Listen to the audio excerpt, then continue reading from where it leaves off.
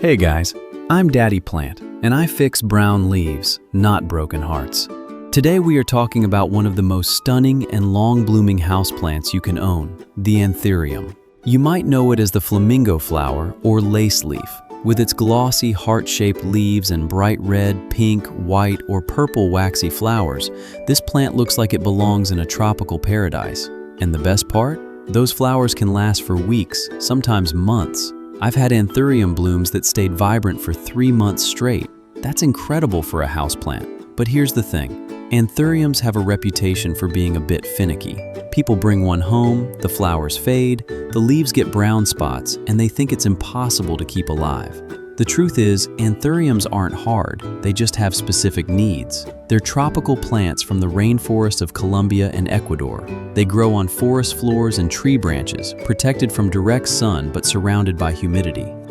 Once you understand where they come from, their care makes perfect sense.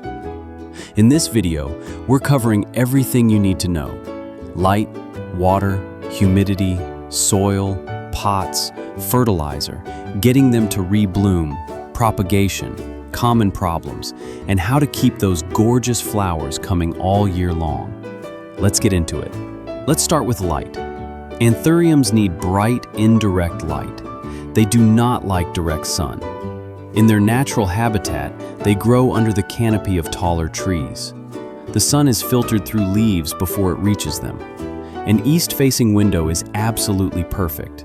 Gentle morning sun gives them the energy they need without burning their leaves. A north-facing window works well too, especially if it's bright and unobstructed. A south or west window is too harsh unless you pull the plant back several feet or use a sheer curtain. If your Anthurium gets too much direct sun, you'll see the leaves turn yellow or develop brown, bleached patches. If it doesn't get enough light, it will stop blooming. The leaves will become dark green and the plant will get leggy, stretching toward the light. The ideal leaf color is a bright, glossy green. That's your signal that the light is just right. If you want flowers, and you do, give it bright, indirect light. Now let's talk about water. Anthuriums like consistent moisture, but they absolutely hate sitting in soggy soil. They want the soil to be evenly moist, like a wrung-out sponge. Here's my rule. Water when the top 1 to 2 inches of soil feels dry. Stick your finger in the soil. If it's dry at your first knuckle, it's time to water. If it's still damp, wait a couple more days. In most homes, that means watering about once a week in spring and summer, and every 10 to 14 days in fall and winter. But always check the soil, not the calendar. When you water, do it thoroughly. Pour slowly until water runs out of the drainage holes. Then empty the saucer. Never let your Anthurium sit in standing water. That's a fast track to root rot. One more thing about water. Anthuriums are sensitive to chlorine, fluoride, and dissolved salts in tap water. The signs are brown leaf tips and edges. To avoid this, use filtered water, rainwater, or let your tap water sit out overnight before using it. Let's talk about soil and pots. Anthuriums need a light, chunky, well-draining soil mix. Regular potting mix is too dense and holds too much water. Here's my recipe. Take 1 part standard indoor potting mix, 1 part orchid bark, and 1 part perlite. This creates an airy mix that mimics the forest floor debris where Anthuriums grow naturally. It holds moisture but drains quickly and lets air reach the roots. You can also buy a pre-made aroid mix that works perfectly. Now let's talk about pots. Anthuriums have relatively small root systems. They don't need a huge pot. Choose a pot that's just slightly larger than the root ball. A pot that's too large will hold too much soil, which stays wet too long and leads to root rot. Drainage holes are a must, no exceptions. Terracotta pots work well because they pull excess moisture out of the soil. Plastic pots work too, but you need to be more careful with watering. Let's talk about humidity. This is critical. Anthuriums are tropical plants. They crave humidity. The ideal humidity is 60 to 80%. In most U.S. homes, especially in winter, humidity is much lower, often 30 or 40%. The signs of low humidity are brown, crispy leaf edges, leaves curling, and flower buds that dry up before opening. To increase humidity, you have several options. Use a humidifier near the plant. This is the most effective method. Group your Anthurium with other plants. Set the pot on a pebble tray filled with water. Just make sure the pot isn't sitting directly in the water. You can also keep your Anthurium in a naturally humid room like a bathroom or kitchen. Do not mist the leaves. Misting doesn't raise humidity meaningfully, and it can lead to fungal spots on the leaves.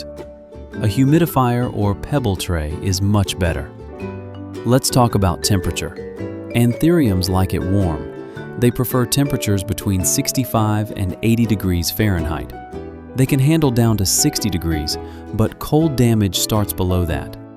If the temperature drops too low, the leaves will turn yellow and growth will stop. Keep your Anthurium away from cold drafts, air conditioning vents, and exterior doors in winter. Sudden temperature changes can also cause flower buds to drop. Now let's talk about fertilizer. To keep your Anthurium blooming, you need to feed it. During spring and summer, fertilize every 2 to 4 weeks with a balanced liquid houseplant fertilizer diluted to half strength. Look for a ratio like 20-20-20, or use a fertilizer specifically formulated for blooming houseplants, which has higher phosphorus to encourage flowers. In fall and winter, reduce fertilizing to once a month or stop completely if the plant isn't actively growing. One pro tip: Anthuriums are sensitive to salt buildup from fertilizer. Every few months, flush the soil with plain water to wash out excess salts. If you see a white crust on the soil surface or brown leaf tips, you may be over-fertilizing. Now let's talk about the flowers. This is why we grow Anthuriums. The part we call the flower is actually two parts. The colorful waxy part is called the spathe. It's a modified leaf. The spike that sticks up from the center is called the spadix, and it holds the actual tiny flowers. A healthy Anthurium can produce new flowers every few months, often year-round in good conditions. Each flower lasts for several weeks, sometimes up to 3 months. To encourage reblooming, focus on 3 things. Give it bright, indirect light. Keep it consistently warm and humid. Fertilize regularly during the growing season with a bloom-boosting fertilizer. Also, don't cut off the flowers until they start to fade. The plant will naturally produce new blooms from the same growth point. When a flower does fade, the spathe will turn green or brown. Cut it off at the base. This redirects energy to new growth and flowers. Let's talk about pruning and grooming. Anthuriums don't need much pruning, but a little maintenance helps. Remove any yellow, brown, or dead leaves at any time. Cut them at the base with clean scissors. If your Anthurium gets leggy or has bare stems, you can trim it back. The plant will grow new leaves from the cut point. Also, wipe the leaves with a damp cloth once a month to remove dust. Dust blocks light and makes the leaves look dull. Do not use leaf shine sprays. They clog the pores of the leaves. Now let's talk about propagation. Anthuriums are easy to propagate by division. In fact, when you repot, you'll often see natural separations in the root ball. Here's how to do it. Take the plant out of its pot. Gently remove as much soil as possible from the roots. Look for natural divisions where the plant has multiple stems or clumps. Use a clean, sharp knife to cut through the root ball, separating the plant into 2 or more sections. Each section needs roots and at least 2 or 3 leaves. Pot each section in fresh aroid mix, water thoroughly, and keep them in bright, indirect light. They might look a bit sad for a week or 2 while they recover, but they'll bounce back. Spring or early summer is the best time for division. Now let's talk about common problems. Let's go through them one by one. Problem 1. Yellow leaves.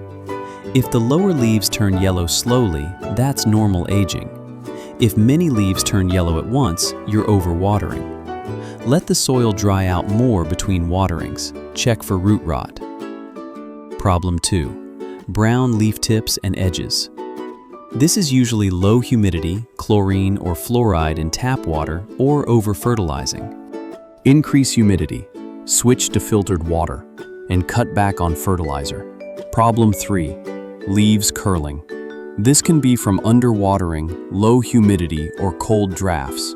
Check the soil, increase humidity, and move the plant away from drafts. Problem 4. No flowers. This is usually a light issue. Move your plant to brighter indirect light.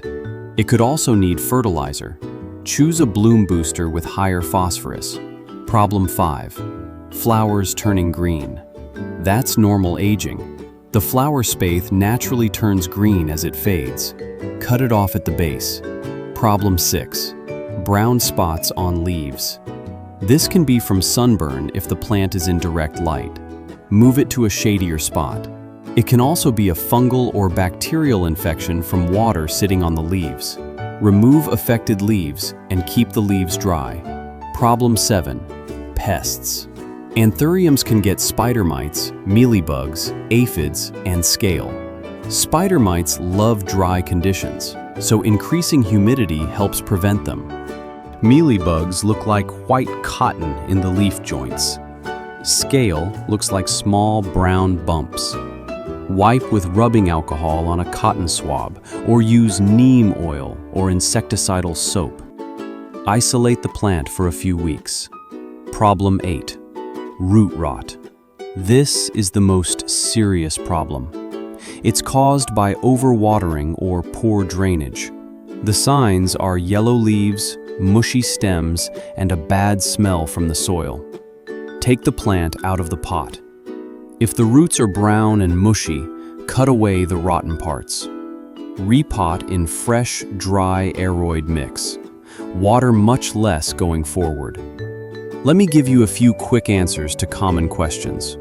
Is Anthurium toxic to pets? Yes. Anthuriums contain calcium oxalate crystals, which are toxic to cats and dogs.